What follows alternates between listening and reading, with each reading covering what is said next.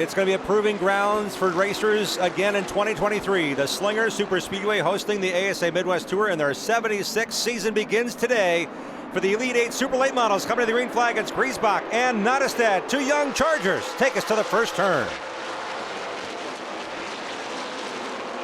They're going to be side by side up the back straightaway, but Jacob Nottestad on the outside. Jim gets a great charge.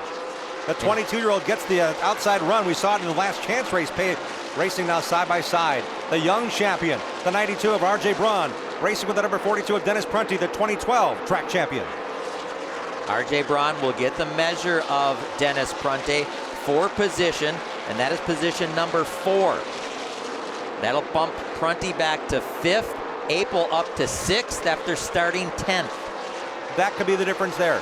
Race pace right now, 11.586 seconds by our race leader. Whoa, got to spin. Brian Sire-Keski goes around. In the mix. Brad Miller back in the mix. We mentioned how they had to go to the last chance to get a chance. That brings out our first caution. The choose cone, the order of the day here at the Slinger Super Speedway.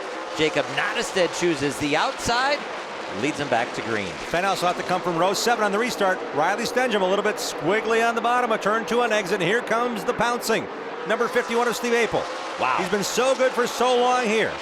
Last year, didn't run a full season, ran a couple races towards the end with a family health priority. Here comes Apel on the outside, and he's coming, Dean. Jacob Nottestad has put some distance between himself and the rest of the field, and the battle for second, it was short-lived. RJ Braun to the inside of Steve Apel, and now the 77 Riley Stengham machine. Could Apel have the handling of that 51 going away? Something not right exactly the way he wants it, but you know what? He's so smart at these places, Dean. He's so smart at this racetrack. He'll figure it out. Gabe Summers works to the inside of... Whoa, we got problems. Turn 2. Ryan Farrell around. There goes Levon Vandergeest, and Luke Fenhouse is involved. Farrell was the first car to come to a complete stop, and it got packed up and banged up, and I think there was some fluid on the... Yep, there is fluid. Knocked the radiator Fluid running down 80. Right now, but there was a lot of smoke when the 80 machine went around. No doubt Ryan Farrell, yep, he's got the helmet off already. Knocked the radiator out of that number 80 Adams Towing and Recovery. There's Levon Vandergeest's car. It's all the way off the ground. They got the right side jack all the way up. The left rear's off the ground, trying to figure out if they can get that car repaired. We noticed some body work, some cosmetic damage to the nose of the number 23. Don't know about the mechanical issues. That's his dad, Jay, there on the back jack. Luke Fenhouse won the Kawicki Cup in 2021. And you can see now his car rolling to the pits, right rear body damage. That's just cosmetic. They're focused on that right side door panel and if it may rub or not rub on the right front tire when he turns the wheel. And it looks like the 4 machine of Luke Fenhouse will be able to rejoin the chase. That's Luke going down pit lane high above the back straightaway. As regional touring series. There was a lot of, for the last several years, there has been in the short track community a hope and a... Nottestad and RJ Braun. 2 young Chargers from Slingers Weekly Racing lead us back to the green flag with Steve Apel, the 5-time champion, toe on the bottom, digging deep in that red 51. Position, but RJ Braun is going after the lead. He went under and past Steve Apel quickly in a longer run in this race already. Here he goes in the Aceta number 92 to the bottom. Comes RJ Braun. RJ Braun working to the inside of Jacob Nottestad. Could that cause some payback here? At the line, Braun had the lead. He washed up into Nottestad. Not a lot of contact there, but taking the line away from Nottestad. He will remember that one. RJ Braun started in 8th position. Now Nottestad has his hands full with Steve Apel.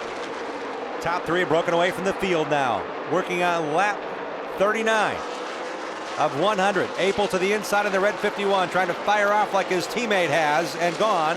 RJ Braun is his teammate, that red and white and blue number 92. He's ahead of this battle.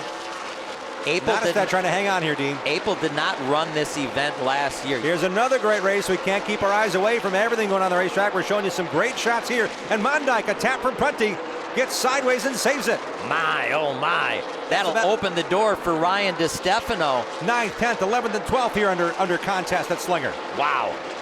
Stengham has gotten by Nick Egan. Now Gabe Summers in the black number 15 will go to work on the youngster from Slinger. Your leader. Oh boy. 92 RJ Braun going to work on the back of the field, gets underneath Levon Vandergeest. Had gotten by the 79 of Barrett Polhemus. A little different communication there, and Nick Egan and Gabe Summers give each other some physical communication there. Polhemus in the 79 will bring out our third caution. Dennis Pronti in row number 2. The veteran will see the green flag from outside the second row in the 42, and here we go back to green at Slinger. Whoa, and the 92 machine got sideways off of 4. That will give Nottestead an opportunity on the outside. Can he make the outside lane work? Can he clear his contact? There is so much on the edge here, Dean. It's not a matter of rubbing a guy. It's a matter of how can I stay off the guy half the time or better. Coming around these high banks off of turn 2, the inside line, it levels off sooner than the outside. There's more bank and more carrying speed down the backstretch if you're in the outside line here at this quarter mile. It looks like the 92 machine just pinched down on the bottom. They came for the green. He got a little sideways there to RJ Braun. That opened the door for Nottestead. Braun now battling back. They're off of 4. Nottestead is sideways. You didn't get moved up the hill. It's just a matter of racing that close and getting on the edge and getting on the gas as soon as you can to stay even. He knows if he gives up that run, RJ Braun's going to get that advantage, and now he clears him. Advantage, RJ Braun. Here comes Steve Apel on assault on the inside to the right 51. Here's the battle for the lead. Steve Apel has caught him. To the inside goes the lap car, Brad Keith, but Brad's not a lap down yet. He wants to race hard and charge hard. It's all legal here to get a lap down. He's back at 18th trying to hang on. He won't be able to do it. We are inside, 20 laps to go. RJ Braun puts a couple of car lengths between himself and Steve Apel as they go around Brad Keith. That has allowed Jacob Nottestead to close in as well. Nottestead's digging. We got a lower right-hand look at Luke Van House out of his done right. Exteriors number 4. Look at this, Jim, the leader in traffic. Jankowski and Widener trying to figure it out to get out of the way, and here comes the train on full steam ahead.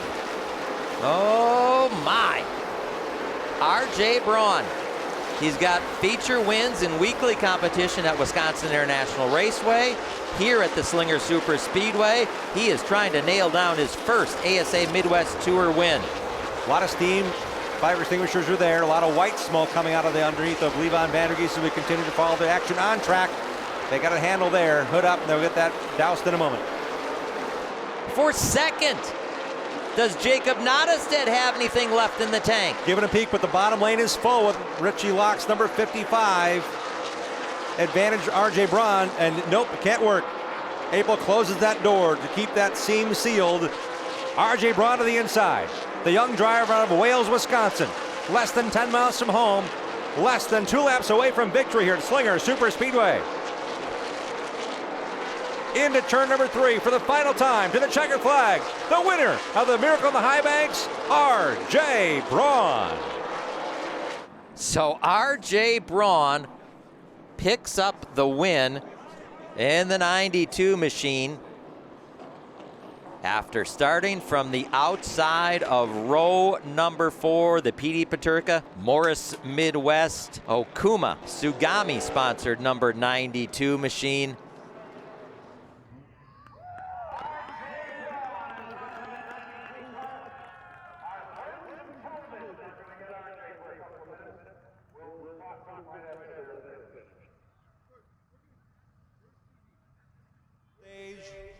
How about it, fans, for ASA Midwest Tour and Elite 8 champion of the day, RJ Braun here at Slinger. Congrats, man. Thank you.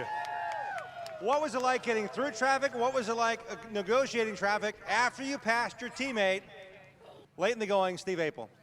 Oh, man, running through the field in the beginning was a little difficult. A lot of slower cars and weaving our way through. Yeah, once Steve got in front of me, I just was trying to maintain a good pace, save my tires. At the end, I was trying to hold on. Steve was getting up my butt, and I was just trying to hold him off. Considering the level of competition that you face here weekly, it also goes to show how quickly things can happen.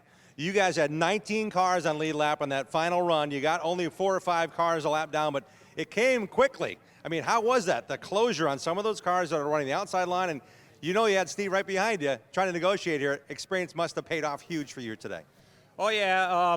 I think it was like 5 laps, and we would catch him again, and we kept passing them and just weaving our way, maintaining our tires, trying to get through, keeping the guys behind me at a good distance behind me. And I can't thank Steve, all my sponsors, PD Paterka, Morris, Tsugami, Okuma, KKD, Welder Supply, Hog Alley, and my mom and dad. I can't thank them all enough.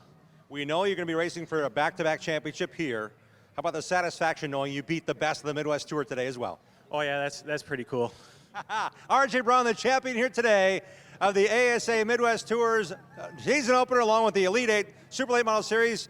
That is the victory podium for this Miracle on the High Banks 100 here at the Slinger Super Speedway.